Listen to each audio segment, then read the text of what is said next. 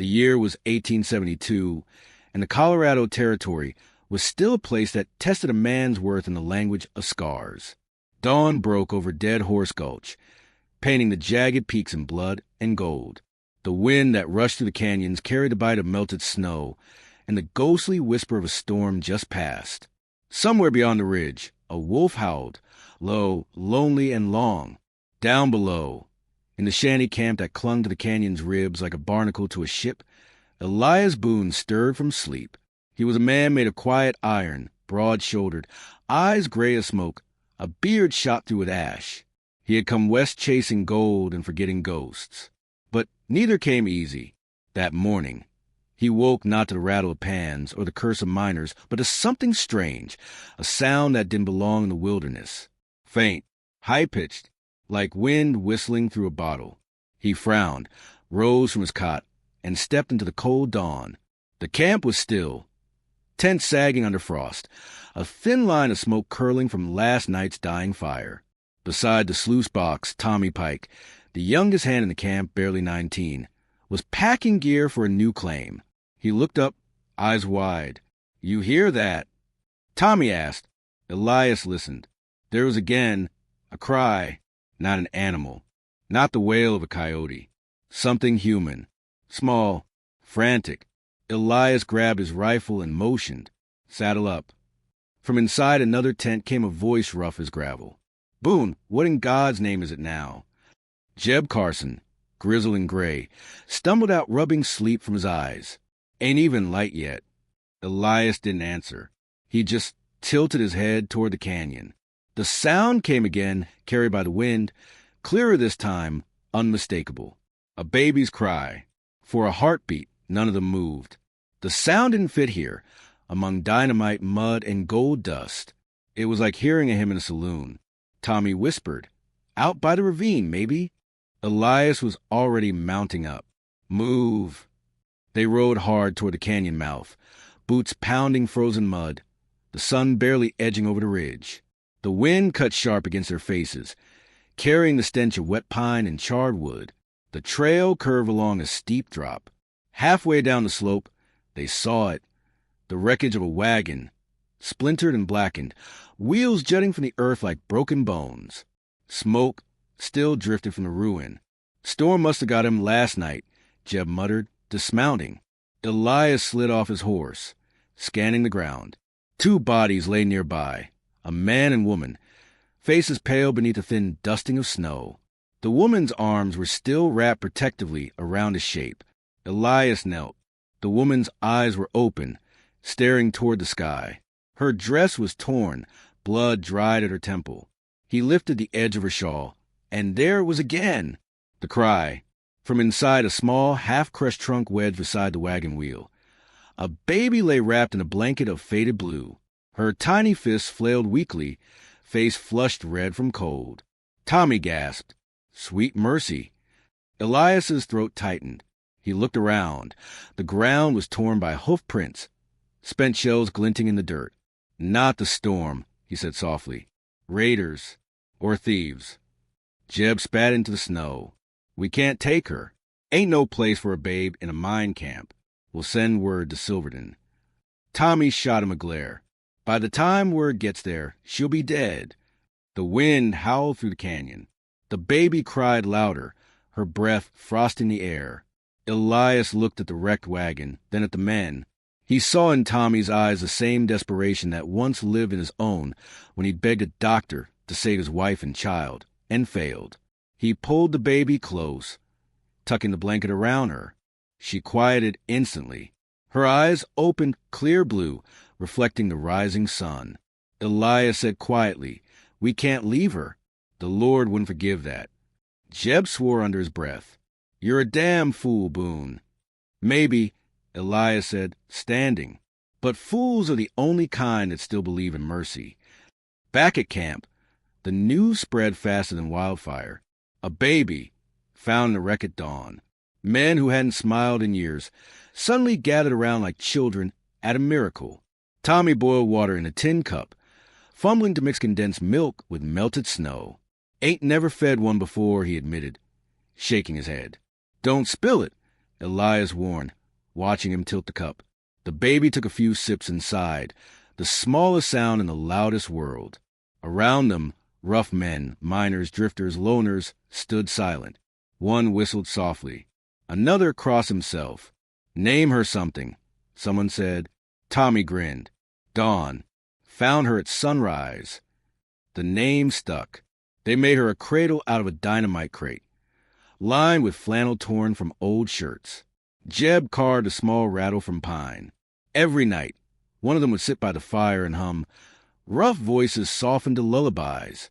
And something changed in Dead Horse Gulch. Where there had once been fighting, there was laughter. Men who'd bathed once a month now scrubbed clean before holding the child. They patched the holes in the mess tent so the wind wouldn't chill her. They split their rations without complaint. For the first time in years, the camp didn't feel cursed. Elias would often stand at the edge of the gulch, holding Dawn and staring toward the east. He'd whisper, "You were sent for a reason, little one." But not all men welcome miracles. By the third night, rumors began to drift down from the trail. A group of bandits had been seen heading south. 5 riders, rough as bad whiskey. Some said they'd been chasing a wagon the night of the storm. Elias didn't like the sound of that. As dusk fell, the miners gathered in the bunkhouse, oil lamps flickering over tired faces. "We'll take turns on watch," Elias said. "If they come, we don't let them near her." Tommy nodded, hand resting on his rifle. Outside, the wind shifted. A horse neighed in the distance. Then came the faint jingle of spurs. Jeb peered through the window slit. Riders, 4, maybe 5, coming slow. Elias snuffed the lamp. "Hide her. Now." Tommy wrapped Dawn in her blanket and slid her beneath the floorboards, tucking straw around to muffle any sound. Moments later, hoofbeats stopped outside. A voice called out, slick and mocking. "Evening, boys. Heard tell you struck something valuable out here." Elias stepped out into the freezing air, shotgun leveled. "Just hard rock and broken backs." "Move along." The man on the lead horse grinned, teeth yellow under his hat brim. "Funny thing, though, we came across a wagon back up the trail. Empty trunk. Thought, maybe you boys found what was inside." Elias said nothing. The bandit leaned forward. "A baby," they said. "That right?" Tommy's breath caught behind him. The baby stirred below the floor, a faint whimper escaping. Elias coughed loud to cover sound. "You've been misinformed." The man's smile faded. His hand dropped to his revolver. "Mind if we look around?" Elias cocked his shotgun. "You step 1 foot closer, you'll find the business end of this before you find any baby." The canyon fell silent. Even the wind seemed to hold its breath. Then a tiny cry, muffled, but there. The bandit's eyes sharpened. He nudged his horse forward. "Well, now." A rifle cracked. Jeb fired from the tent's shadow, the bullet splintering a post near the rider's leg. The bandits cursed, firing back. Bullets tore through canvas, sparking against rock. Men dove for cover. The baby wailed from beneath the floor, each cry a knife in Elias's gut. He fired once, twice, driving them back toward the ridge. Sparks lit the darkness. Horses screamed. Then, as sudden as it began, it was over. When the smoke cleared, the bandits were gone, retreating into the black mouth of the canyon. Tommy rushed to pull up the floorboard. Dawn lay safe, crying but unharmed. He lifted her, voice trembling. She's fine. Elias lowered his gun, chest heaving. Outside, snow began to fall again, soft, quiet, almost forgiving. He looked down at the baby, who blinked up at him with wide eyes, unaware of the death that had hovered near. "Seems we just picked a fight with the devil," Jeb muttered, reloading. Elias held Dawn closer. "Then we'll fight like men worth saving."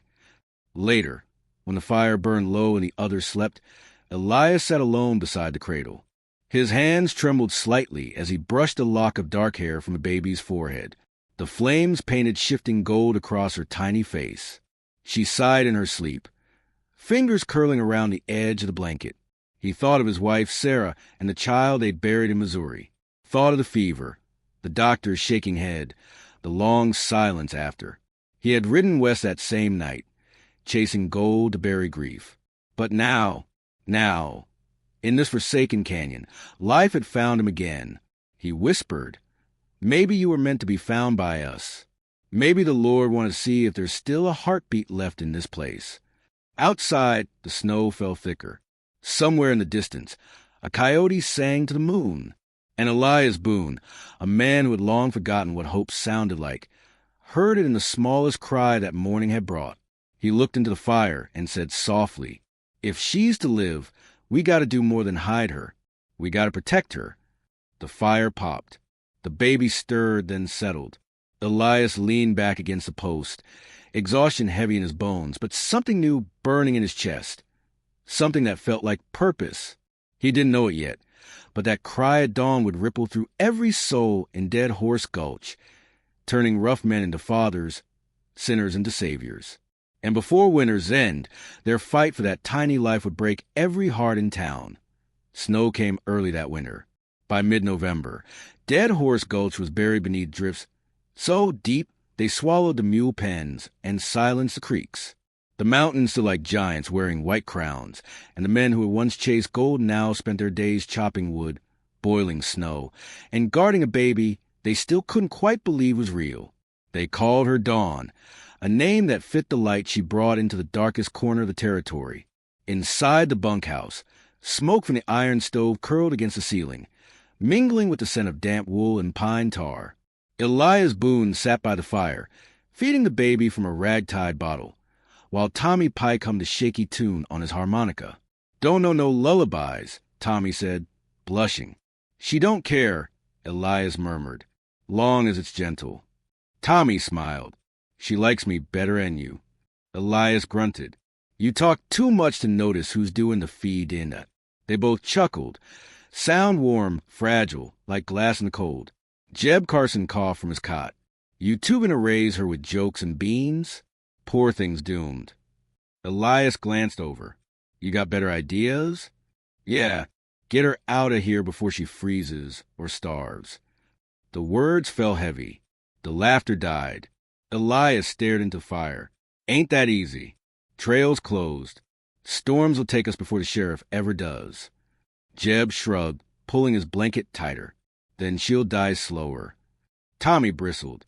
"You shut your mouth, Jeb." The old man's eyes softened. "Don't mean it cruel, boy. Just truth's truth.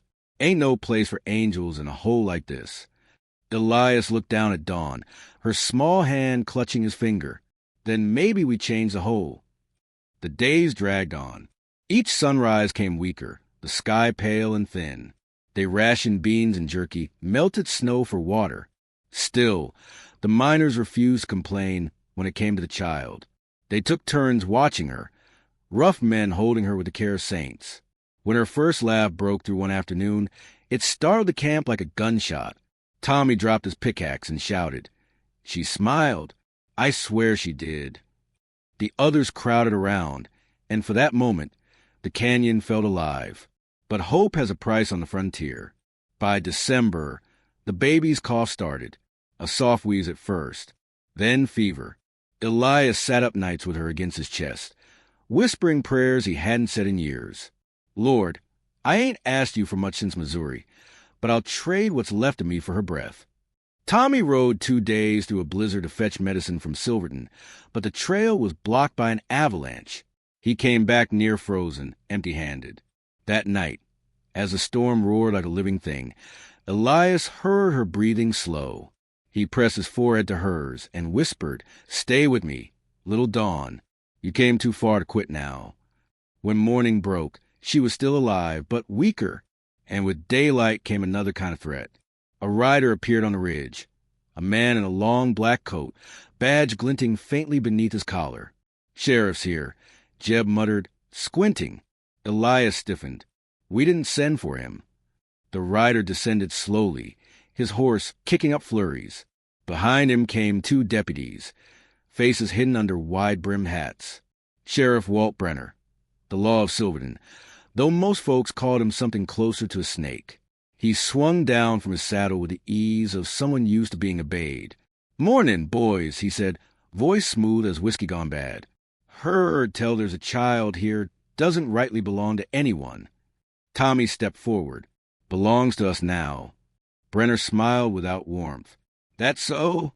Word around town says the wagon she came from belonged to a prospector named Allen Reeves. Big name back east. His kin are asking questions. Jeb snorted. Kin don't matter out here. Maybe not, the sheriff said, brushing snow from his gloves. But the law does, by rights, that child's evidence in an ongoing inquiry. Elias's jaw tightened. You mean to take her? Just keep her safe, Brenner said smoothly, till we know the facts. Tommy spat in the snow. Safe with you means gone for good. Brenner's smile thinned. Watch your mouth, boy. He reached for the cradle. Elias moved faster, blocking his path, rifle steady in his hands. You best step back, Sheriff. The air went still. Snowflakes drifted between them like falling ash. Brenner looked into Elias's eyes and saw something there, something immovable. Careful, Boone, he said softly. You're talking rebellion against the law. Elias didn't blink. Ain't law when it serves men like you. For a long moment, no one breathed. Then the sheriff stepped back. You'll regret this. He mounted up, his deputies turning with him. As they rode off, his voice echoed down the gulch. This ain't over. I'll be back with more than talk. That night, the miners kept their rifles close. The wind screamed across the canyon, rattling tin roofs and shaking lanterns. Elias sat by the fire, eyes hollow with worry. Jeb cleaned his revolver. He'll come back. Ain't no way he lets this slide. Tommy looked from one to the other. We could run. Take her north. Through this weather? Jeb scoffed. We'd die before the pass. Elias said nothing. He watched the flames dance across Dawn's face. She slept soundly for the first time in days, wrapped tight against his chest. She's all that's clean left in this world, he murmured. I ain't handing her to wolves. Tommy nodded. Then we fight. They didn't wait long. At dawn, hoofbeats thundered across the ridge. 5 riders this time, Brenner and his men, rifles ready. The camp exploded with shouts. Miners grabbed weapons, ducked behind crates. The baby began to cry. Get her out back.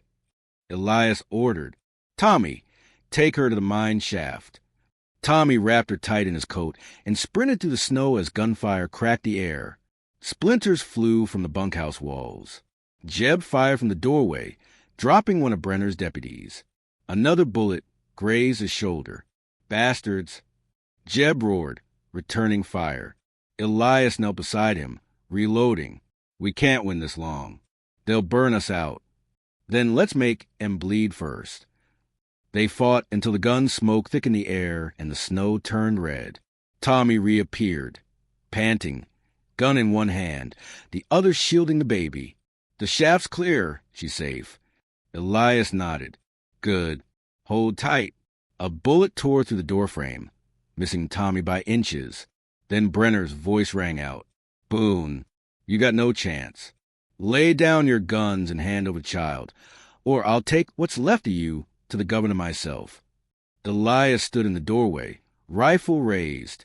You can take what's left of me, Sheriff, but not her. He fired. The shot hit Brenner's shoulder, spinning him off his horse. Chaos followed, gunfire, curses, screams. When it was over, 2 deputies lay dead in the snow. Brenner, wounded, crawled toward his horse, eyes burning with hate. You'll hang for this, he rasped. Every damn one of you. Elias didn't answer. He just watched the man ride off into the storm, leaving blood on the snow behind him. The camp burned that night. The bandits, or what was left of Brenner's men, returned after dark, setting fire to the bunkhouse while the miners slept. Flames roared high into the black sky. Elias woke, choking on smoke. Out! Everyone out! He grabbed the cradle, but it was empty.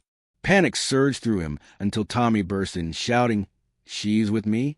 Got her in the shaft. Jeb stumbled after them, coughing blood. Ain't gonna make it. Elias threw an arm around him. Move. They barely escaped before the roof collapsed, sparks exploding like stars. Snow hissed where it touched the fire. The entire camp glowed orange against the night. When dawn came again, the miners stood amid blackened ruin. Only the mine shaft and a half-buried tent remained. Jeb sat on a rock, pale and trembling. Blood seeped through his coat. Elias knelt beside him. "Hold on, old man. We'll patch you up." Jeb smiled weakly.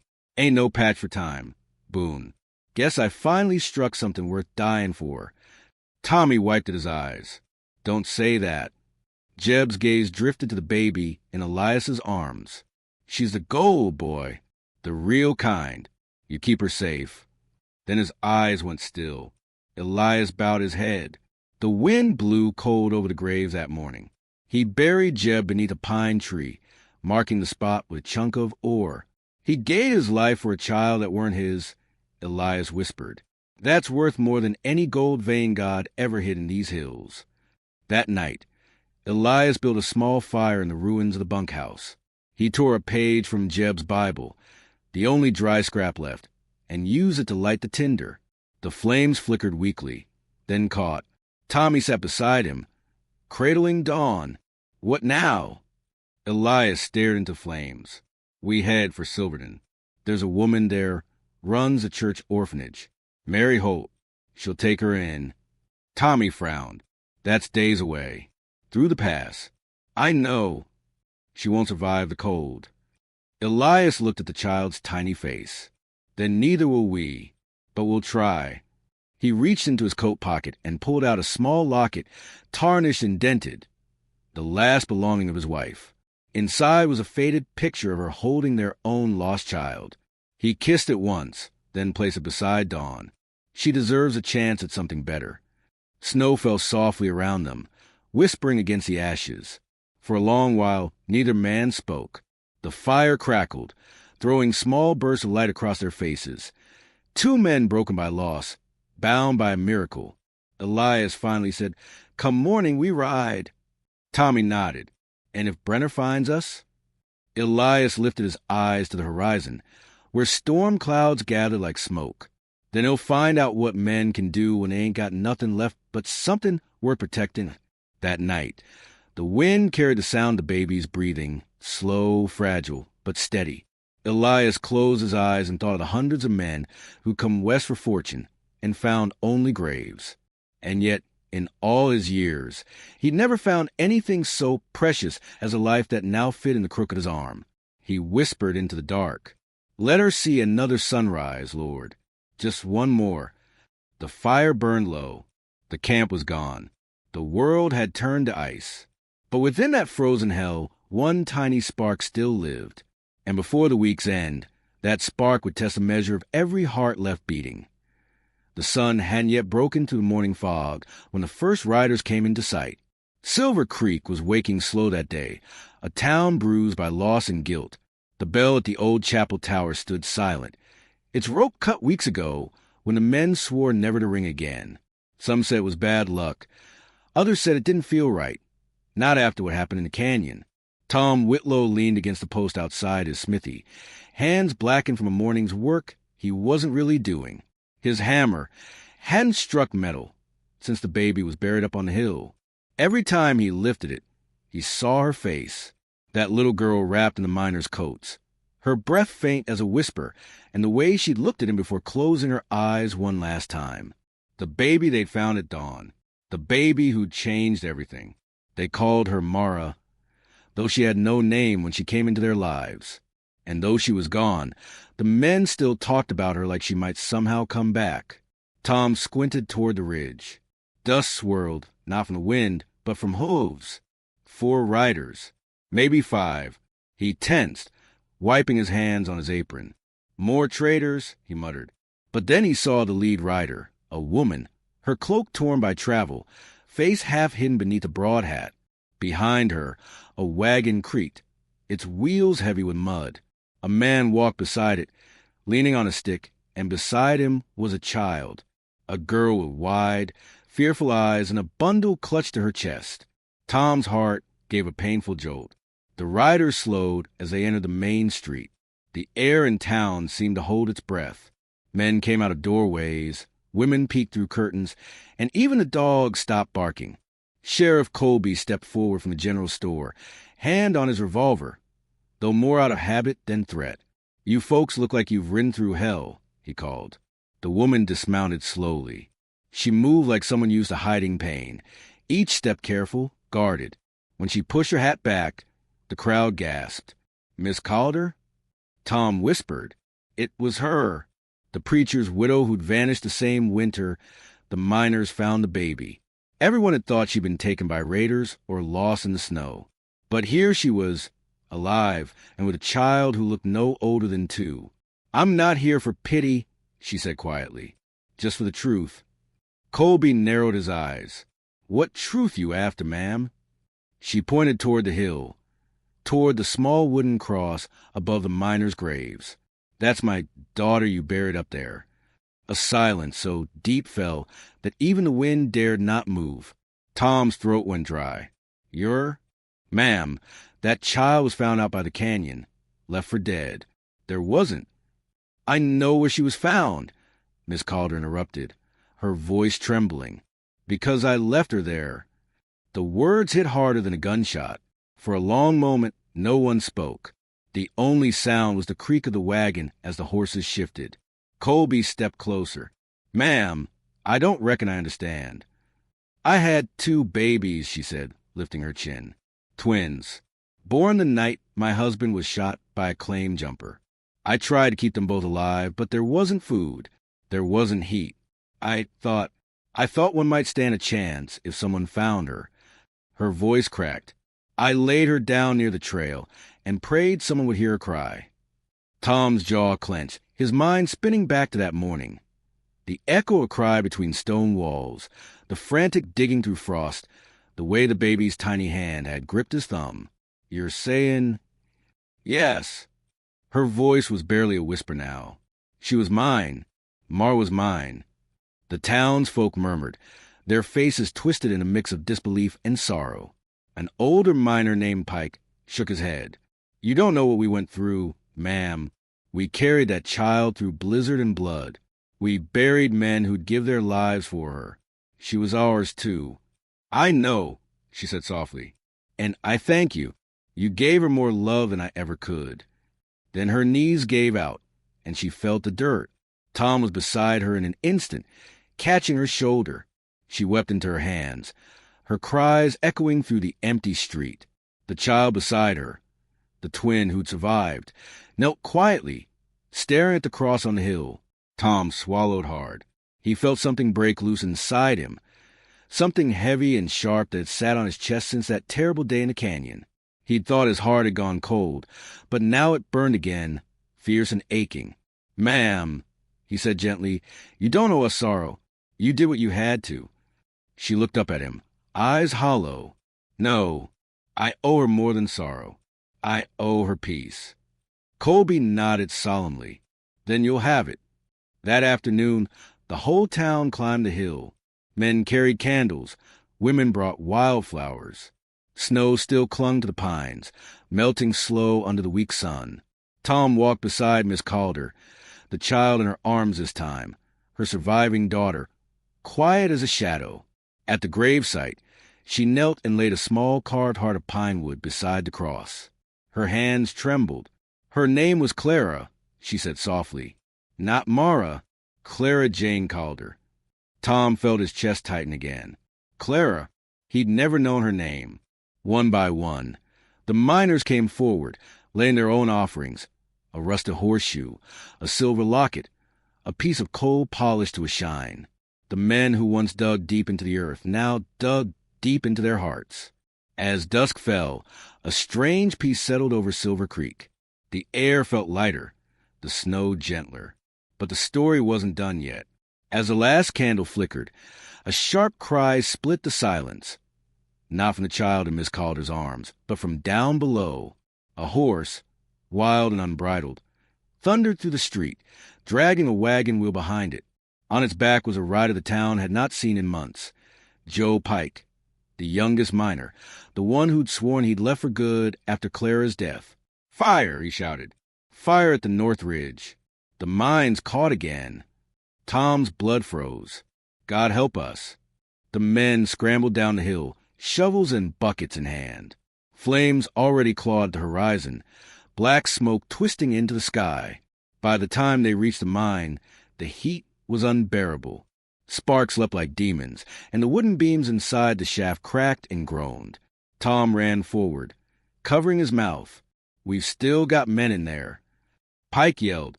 Without thinking, Tom charged into the smoke. He didn't remember much after that. Only the roar of fire, the sting of ash, and the sound of a woman's voice calling his name. When he stumbled out again, half-choked and blind, he was dragging someone. A boy, barely 16, coughing but alive. Miss Calder was there, wrapping a blanket around him. "You saved him," she whispered. Tom shook his head weakly. No, maybe she did. He looked toward the hill. Maybe Clara didn't want to see another soul lost. And somehow it felt true. The fire burned through the night, but never reached the town. By dawn, it was just smoke and embers, and the first light touched the ashes like forgiveness. When the sun rose, Silver Creek looked different. It wasn't richer nor safer, but it was softer, kinder. The men no longer turned away from one another. They spoke the baby's name without shame. And Miss Calder, she stayed. She took a small cabin by the creek, taught the miners' children their letters, and every Sunday she walked up the hill with her daughter to leave wildflowers by the cross. Tom often joined her, though neither of them said much. Words weren't needed anymore. One spring morning, as the snow melted off the ridge and the creek ran fast again, Tom brought her a small carved box. Inside was a single piece of polished coal, shaped like a heart. "She changed us," he said quietly. "All of us. Maybe that's what she came for." Miss Calder smiled, tears bright in her eyes. "No, Mr. Whitlow. She didn't come to change you. You found her because you already had good hearts. You just needed a reason to see it." Tom looked down at the little girl playing by the water, laughing for the first time since she'd come to town. Hope, he thought, sometimes wears the face of loss. As the wind rustled through the pines, the chapel bell, long silent, began to ring. Someone had fixed it in the night. Its sound carried across the valley, soft and pure. Every man stopped where he was and listened. And in that sound they heard her, Clara Jane Calder, the baby found at dawn, whose short life had stitched a broken town back together. The narrator's voice would have softened here, almost whispering through the final lines. So, what do we take from this tale? Maybe it's this: sometimes the smallest cry can echo loudest through a man's heart. Sometimes loss is what teaches us to live again.